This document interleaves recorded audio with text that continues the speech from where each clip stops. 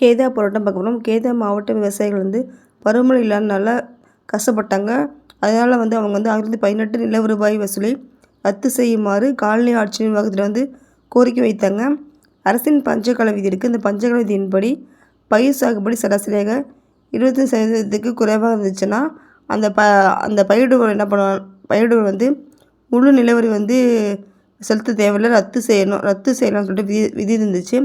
ஆனால் நிர்வாகம் என்ன பண்ணாங்கன்னா, இந்த விதியை அமுல்படுத்த மறுத்துவிட்டு முழுமையாக பணத்தை செலுத்தணும்னு சொல்லிட்டு துன்புறுத்தினாங்க விவசாயிகளில். பிளேக் நோய், அதிக விலையேற்றம், பஞ்சத்தால் பாதிக்கப்பட்டாங்க விவசாயிகள்.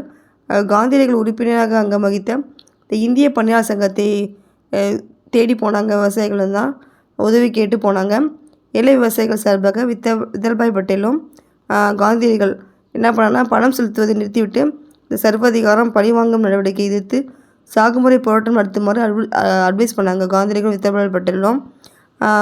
அதுக்கப்புறம் இளம் வழக்கறிஞர்களான வல்லபாய் பட்டேலும், இந்துலால் நாயக்கர், காந்தியடிகள் இந்த இயக்கத்தில் இணைந்து விவசாயிகள் உறுதியாக இருக்குமா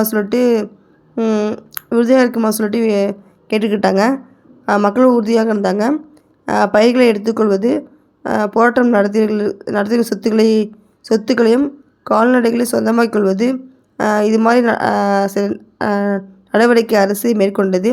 சில நேரங்களில் சிலவற்றை ஏலம் விடுவது, இந்த நடவடிக்கை அரசு அடக்குமுறையாக மேற்கொண்டது.